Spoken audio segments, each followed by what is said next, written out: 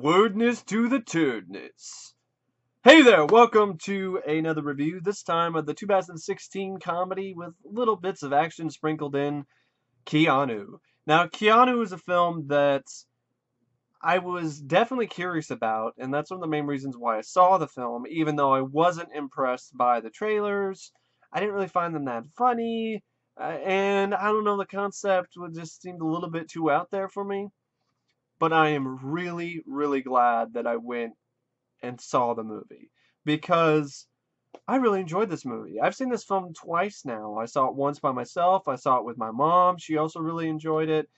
This is a film that I would probably say is right up there with Deadpool. It's one of my favorite films of the year. I would vote Deadpool a bit higher than Keanu, just a little bit higher than Keanu, but I still really, really enjoyed this film. Um, It surprised me. I didn't have any expectations for this film, and it blew most of them away. So anyway, Keanu was a film that it's a feature film debut of Key and Peele, who are this really funny comedic duo who I have followed ever since their days on Mad TV. Keegan-Michael Key and Jordan Peele were one of the few bright spots of Mad TV during its last few seasons, during its death rattle, so to speak. And they would go on to have their own show on Comedy Central, Key and Peele, which was a surprise hit. And they recently ended the show, and that kind of sucks because I like the show. It's one of the best sketch comedy shows on television, so it's sad to see it go. But they wanted to go into bigger and better and brighter things, and they decided to go into feature films. And this is their first foray into that realm. And I think they did a great job. I think they knocked it out of the park. I think they hit a home run. Now, this is a film that didn't do anything in the box office. It sucks. It only made $20 million on a $15 million budget. So that's not even accounting for marketing costs. This deserves so much better. It really did. I mean, shit like Ride Along 2 makes over $120 million, and it's lazy, it's not funny. The action sequences in that film are worse than the action sequences in this movie. This film is 10 times more funny, and doesn't matter because I guess Kevin Hart isn't in it, and I don't know why. I don't know why this is a flop. I really don't. But I guess maybe it was a hard sell. Maybe that's it. I don't know. But it's really too bad. I hope this doesn't hold back Key and Peele from doing more films together. I hope that's not the case. I hope Hollywood gives the director more opportunities to do other comedies because he honestly did a fantastic job directing this film. And this is the first film he's ever directed. He directed pretty much every episode of Key and Peele, and he directed probably a handful, if not all, of the segments on Key and Peele, all of the skits. And he showed a really good visual flair and a knack for directing in the show, and it definitely carries over into the film itself. He didn't seem like he was out of his element at all. The director, I really think he did a phenomenal job directing the film, Peter Atencio. I don't know if I said his last name correctly, but yeah, Peter did a great job. It's written by Jordan Peele and Alex Rubens. I think the screenplay is I think it's pretty brilliant at points. Now, there are times where it might use a joke a little bit too much, or jokes kind of fall flat. And the one thing that I did have a problem with the film, and there's another problem that I had with it, is that it's not consistently laugh out loud funny. So there are definitely some really roaring moments that had me just rolling off the bed or the couch in laughter. But there's other ones that not really, not really so much. But the film more than makes up for those moments by its sheer entertainment value, which is very high. It's a very entertaining film. It's a lot of fun. It's also got a great heart to it, which goes a long way for me personally. Now, the film also It features music by Steve Jablonsky and Nathan Whitehead. I think the score is really solid for a film like this. It's not completely forgettable. I wouldn't say it's really, really memorable, but it still definitely does add something to the film. It's not a score that's just useless background music. I also like the choice of music that it used for the soundtrack, the choice of songs, lots of George Michael. I don't know what it is with films of 2016 lately. If they got George Michael in it, I like it. George Michael, when he was a part of Wham, was in Deadpool and featured heavily in that, and with Careless Whisper.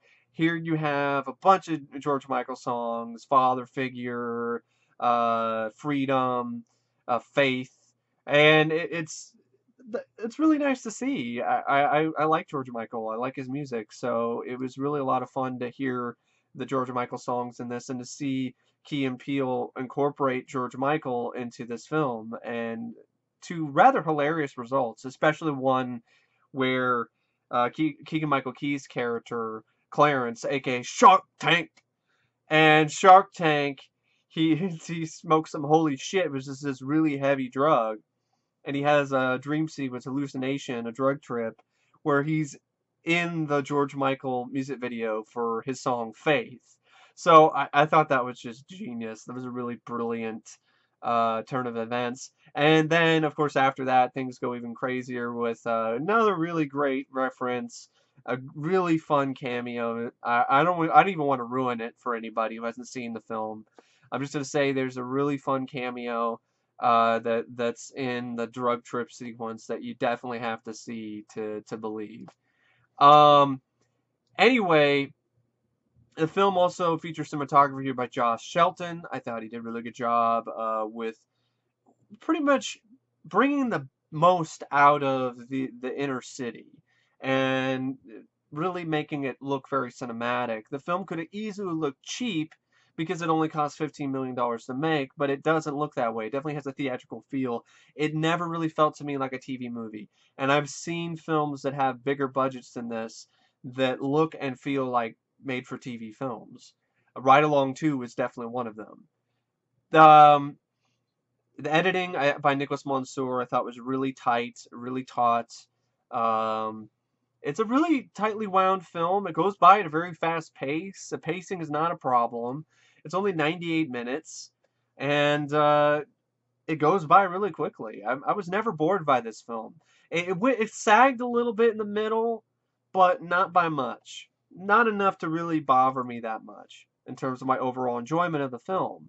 It stars Keegan-Michael Key as Clarence. He also plays Smoke Dresden, one half of the Allentown brothers, who are these like big, badass hitmen who have this really awesome action sequence in the beginning of the film, complete with slow-mo gunplay, like shit straight out of um, The Matrix or Boondock Saints.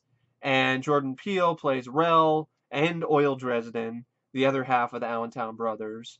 And Keegan-Michael Key and Jordan Peele are great together. They are inseparable.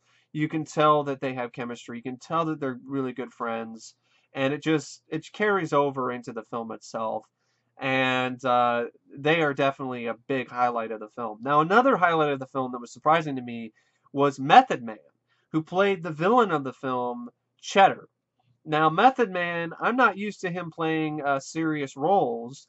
I'm used to him being the guy in How High who just wants to get high and pass college. You know, I'm used to him being in stoner comedies with what was that guy's name? 'Cause he was in the other guy was in How High. It was Method Man and Red Man. So I'm used to him being that type of role, but here he plays a really intimidating, hard ass gangster who you really don't want to fuck with. I gotta admit, he did a great job turning my previous interpretation of his abilities as an actor completely on its head. Anna Farris also has a really fun cameo in the film, playing herself, a crazy coked up version of herself. But I loved it. I loved the scenes with Anna Farris. Um, her performance in this film reminded me a lot of her performance in the film Just Friends, that she did with Ryan Reynolds, where she played this really over the top, crazy pop star, and I loved her in that film. So it was nice to see her play that type of unhinged role again in this film. Now there's a few other actors. I mean, there's a bunch of supporting role. I can't say roles for some reason, but just supporting roles in the film. I think they did a good job. I mean, a lot of the gangsters like Darrell-Britt-Gibson has played Trunk, Jason Mitchell as Bud, who I guess played Eazy-E and Straight Outta Compton. I haven't really got around to watching that film yet. I've heard good things about it though. And the NWA, there is a song that there is an NWA song in the film that's used pretty in a pretty comedic sequence, where the song "Fuck the Police," and they have that one. Uh, yeah, it's in a pretty fun scene where Jordan Peele turns it on the radio and a cop car pulls right up next to him, and and "Fuck the Police" is blaring on their speakers. It was a nice uncomfortable bit of humor. Then you also have Jamar Malachai Neighbors, who plays Stitches. Will Forte has a fun cameo role as this wigger named Holka, who is Clarence's weed dealer, who lives right next door to Clarence. And I have a fun with the guy. He's got cornrows and shit, and he's the one that gives Key and Peele's characters the whereabouts of where Keanu went. Because the trailers pretty much tell you what the whole idea of the film is. It's kind of like a sort of I take on John Wick, where this kitten ends up at Jordan Peele's doorstep. He falls in love with it. Who wouldn't? Because this is the most adorable, cutest kitten that you will ever see. Um, I mean, I'm a guy, with a beard, and I love RoboCop. I got a Predator 2 poster in the background, but I couldn't help but go, oh, whenever that cat was on screen. Keanu the cat stole the film. Um, Especially there's a really fun scene near the end where he literally like jumps on Luis Guzman's face in slow mo, which is pretty awesome. And yeah, of course Jordan Peele's characters are like, "Get that bitch, Keanu! Get that bitch!" So it's definitely a crowd pleaser. That's another thing about the film. It's definitely a crowd pleaser. It's not super realistic, but that's not what we were looking for in this type of movie. This is an over the top comedy. So anyway, yeah, the cat totally steals the show. The sequences where Jordan Peele, Clarence is shown, actually Rel, his character's name is Rel, and Rel is showing he's showing his friend Clarence, played by Keegan-Michael Key, all these photos, all these calendar portfolio, kind of these calendar photos that he's made with Keanu, and had all these sequences, famous sequences from films, reenacted with Keanu, and it's so cute. It really is. I'm not just speaking for myself here. If the studios got together and put together a Keanu calendar with all of those photos, it would sell like hotcakes. It really would. I definitely buy one. That's for sure. Anyway, so yeah, you also have Luis Guzman's also in this as well. Nia Long plays Keegan-Michael Key's his character Clarence's wife.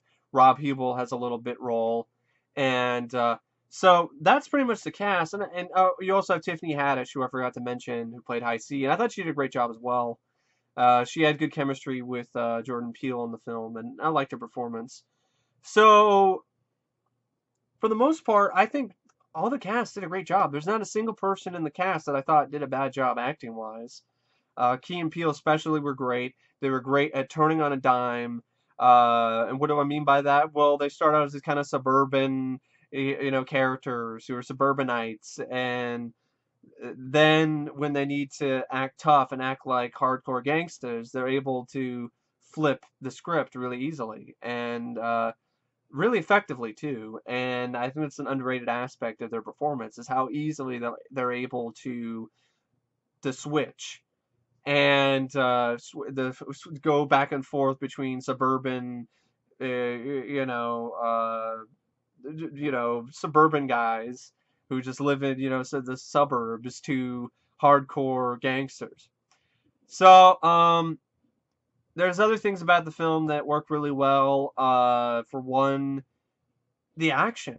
There's little bits of action in the film, but they're really well shot. They're well edited. They're nice bits of gunplay near the end. The slow mo is actually used really well, and there's a nice little fun car chase near the end. So there's a good amount of action. Not a lot of action, but the action that is there is very well done, and is really fun and really exciting to watch. And yeah, the comedy, when it is there, it's hilarious. But there are times where it's hit and miss. And like I said, it's kind of hard to review a comedy because comedies are subjective. What one person finds hilarious, another person might not. I know some people might get tired of the George Michael stuff after a while, but I loved it because I love George Michael's music, so it didn't really bother me too much.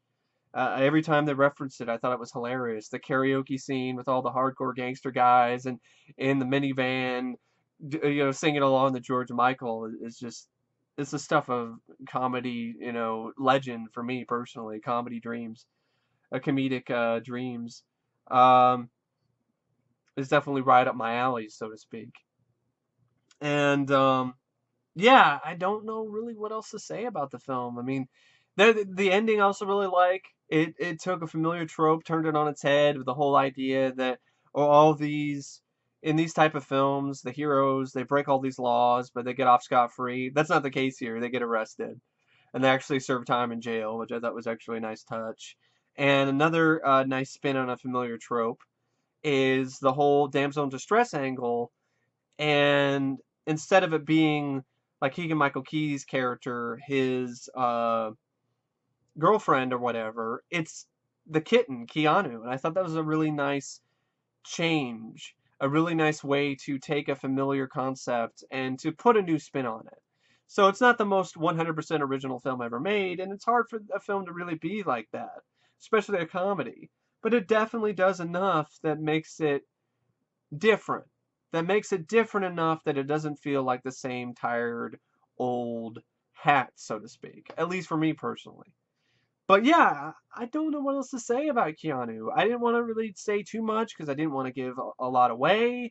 I want you to check it out, even if you're like me and the trailer didn't sell you. Give it a look. Check it out on Amazon Prime or Netflix when it comes out.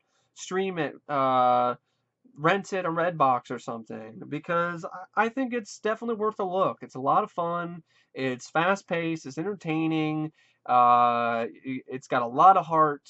It definitely reminded me of some of those old school 80s, 90s films like this, where you have a lot of heart. And I know some people might call that cheesy or corny or whatever, but to me, I find it charming. It has that 80s, 90s charm that I really like. Um, but yeah, that's my thoughts on Keanu. Anyway, I don't know what else to say except thank you for watching my review.